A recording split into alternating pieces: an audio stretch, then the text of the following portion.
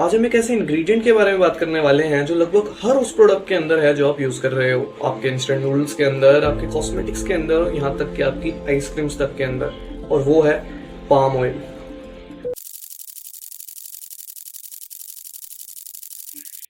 Palm oil दुनिया का सबसे ज्यादा यूज होने वाला वेजिटेबल ऑयल है और आज की इस वीडियो में हम इसी के बारे में बात करेंगे और जानेंगे कि पाम ऑयल क्या है, ये इतना ज्यादा कॉमन क्यों है और इसका हेल्थ पर क्या असर पड़ता है और इसका इकोनॉमी और एनवायरनमेंट पर क्या इम्पैक्ट्स है, और सबसे इम्पोर्टेंट क्वेश्चन कि गवर्नमेंट इसे बैन क्यों नहीं करती।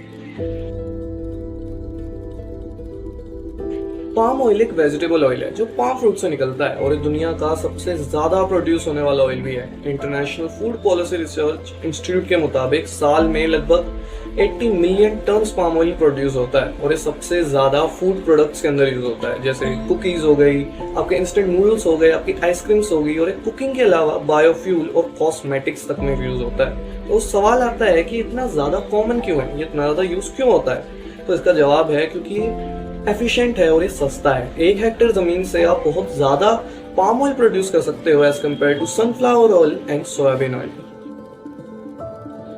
अब बात करते हैं पाम ऑयल के एनवायरमेंटल इम्पैक्ट्स के बारे में। पाम ऑयल की वजह से दुनिया में कई ज्यादा ट्रॉपिकल फॉरेस्ट को काटा जाता है, specially in Malaysia and Indonesia. वहां पर लार्ज स्केल पे डिफोरेस्टेशन हो रहा है।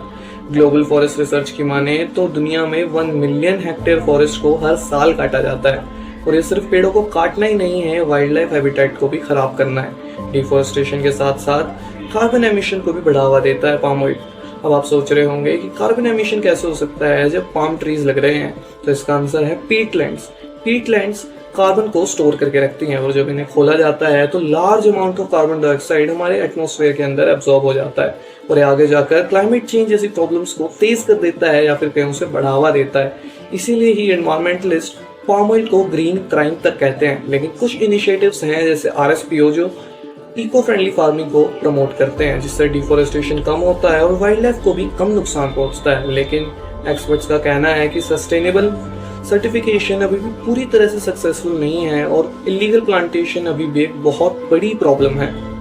अब बात करते हैं पाम ऑयल के हेल्थ इम्पैक्ट्स के बारे में। पाम ऑयल दुनिया भर के प्रोसेस फूड्स के अंदर यूज होता है, इसलिए इसका इम्पैक्ट हम सब पर पड़ता है। पाम ऑयल के अंदर सैचुरेटेड फैट्स काफी ज्यादा होते हैं। अमेरिकन हार्ट एसोसिएशन के मुताबिक ज्यादा सैचुरेटेड फैट खाने से बैड कोलेस्ट्रॉल बढ़ता है और बैड कोलेस्ट्रॉल की वजह से आपकी आर्टरीज ब्लॉक हो सकती हैं जो हार्ट अटैक और स्ट्रोक का भी कारण बन सकती है।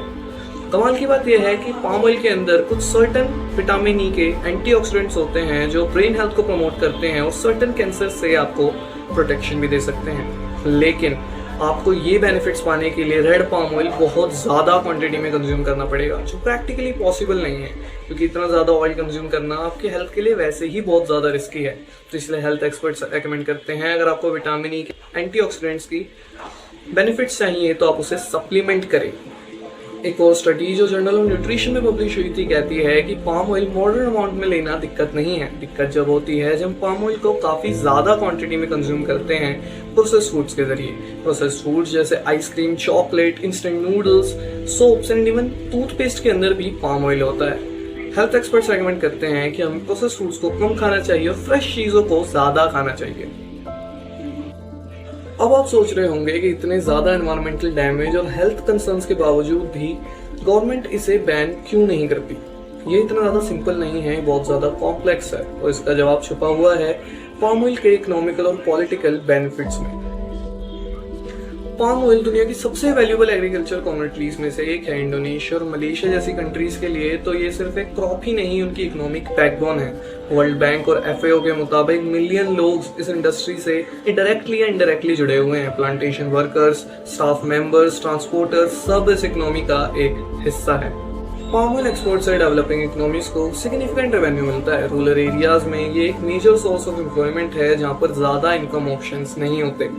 अगर पाम ऑयल प्रोडक्शन पर बैन करा जाता है तो मिलियंस की लाइवलीहुड खतरे में पड़ सकती है और एक इकोनॉमिक क्राइसिस का हमें सामना भी करना पड़ सकता है।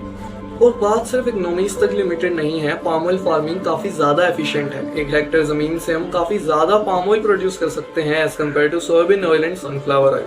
अगर इसे बैन किया जाता है तो लोगों की डिमांड शिफ्ट करेगी लेस एफिशिएंट ऑयल्स की तरफ, जिससे ज़्यादा कार्बन एमिशन होएगा और ज़्यादा डिफॉरेस्टेशन होएगा। गवर्नमेंट भी पाम ऑयल इंडस्ट्री को पूरी तरह से रेगुलेट नहीं कर पा रही है। इलीगल प्लांटेशन, वीक लॉ और करप्शन के कारण सस्टेनेबल फार्मिंग एक चैलेंज बना हुआ है। आरएसपीओ जैसे सर्टिफिकेट को प्रमोट किया गया है जो इको फ्रेंडली फार्मिंग को प्रमोट करते हैं, लेकिन वो भी 100% इफेक्टिव नहीं है। एक्सपर्ट्स का कहना है कि बैन सॉल्यूशन नहीं है, रियल सॉल्यूशन है सस्टेनेबल फार्मिंग प्रैक्टिसेस और स्ट्रिक्ट मॉनिटरिंग। तो दोस्तों, पाम ऑयल एक ऐसा इंग्रेडिएंट है जो हमारी डे टू डे लाइफ में हर जगह पर है और इसके बेनिफिट्स के साथ कई ज्यादा चैलेंजेस भी जुड़े हुए हैं, जैसे हेल्थ इंपैक्ट्स, एनवायरमेंटल डैमेजेस और इसकी इकोनॉमिक इंपॉर्टेंस। हमें इन सबको समझना होगा ताकि हम एक इन्फॉर्म्ड डिसीजन ले सकें। और हमें ये भी समझना होगा कि हमें पाम ऑयल का कंजम्पशन कम करना चाहिए, प्रोसेस फूड्स को कम खाना चाहिए और उन प्रोडक्ट्स को बढ़ावा देना चाहिए जो सस्टेनेबल है। गवर्नमेंट को भी ज्यादा ट्रांसपेरेंट होना होगा और स्ट्रिक्ट होना होगा पाम ऑयल को लेकर। तो आपको क्या लगता है, क्या पाम ऑयल का कोई सस्टेनेबल फ्यूचर है?